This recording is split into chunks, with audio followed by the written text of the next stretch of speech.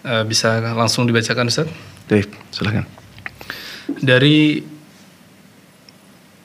saudara Lalu Zanzabil, beliau di Nusa Tenggara Barat, Ustaz. Bagaimana hukum sutroh bagi seorang wanita ketika ia sholat di masjid? Kadang-kadang jauh dari tabir atau pembatas di bagian tengah masjid. Nah ini mengingat ada dalil juga yang paling utama bagi perempuan adalah sholat di belakang. Bagaimana penjelasannya ini, Ustaz? Tafadhol.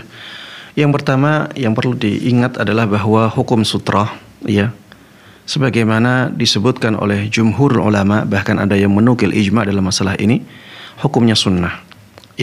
Hukumnya sunnah, dan sunnahnya sunnah muakkadah, sesuatu yang sangat dianjurkan sekali, dekat dengan derajat wajib.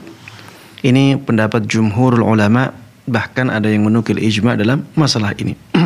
Ada memang sebagian ulama yang mengatakan bahwa hukum sutrah itu wajib, namun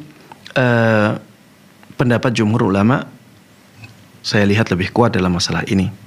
Dalil mereka adalah hadis yang diriwayatkan oleh sahabat Ibn Abbas radhiyallahu taala anhuma, suatu ketika sahabat Ibn Abbas melihat Rasulullah sallallahu alaihi wasallam salat di Mina, dan ketika itu beliau tidak menghadap ke dinding.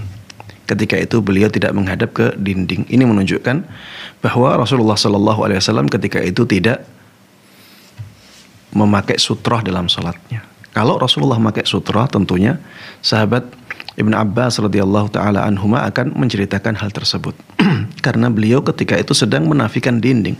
Kalau ada gantinya, tentunya akan beliau sampaikan dalam riwayat itu. Kemudian memang safnya wanita itu yang paling afdal, yang paling belakang.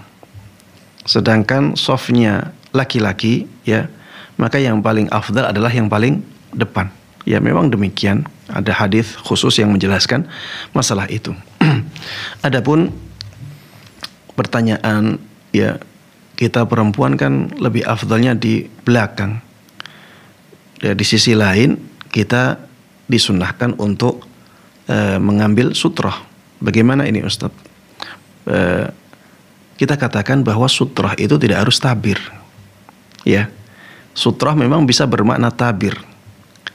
Tapi sutrah itu di dalam sholat tidak harus berupa tabir. Bisa berupa dinding, bisa berupa benda yang kita bawa, Misalnya kita bawa minuman, botol minuman, kita bisa dijadikan sebagai sutrah. Kita membawa tas, bisa kita jadikan sebagai sutrah, sebagai pembatas, yang menghalangi atau menjadi pemisah antara kita dan orang yang nanti misalnya berjalan di depan kita, Jadi kalau misalnya jauh dari tabir, masih bisa memakai sutrah yang lainnya, mungkin kalau misalnya kita mendapati ada tempat Al-Quran, kadang-kadang di masjid ada tempat Al-Quran yang biasanya berupa silang, bentuknya silang, itu bisa kita gunakan juga sebagai sutrah, Atau misalnya kita pinjam punggung orang lain, kita pinjam punggung orang lain untuk sutrah, kita minta tolong kepada teman kita, atau orang yang ada di sekitar kita untuk menjadi sutrah kita, bisa juga, Kalau misalnya repot, maka berusaha membawa sutrah dari rumah, misalnya bawa tadi botol minuman, sekalian sebagai tempat minum, kalau butuh minum diminum, kalau pas butuh sutrah bisa dijadikan sebagai sutrah. Wallahu taala alam.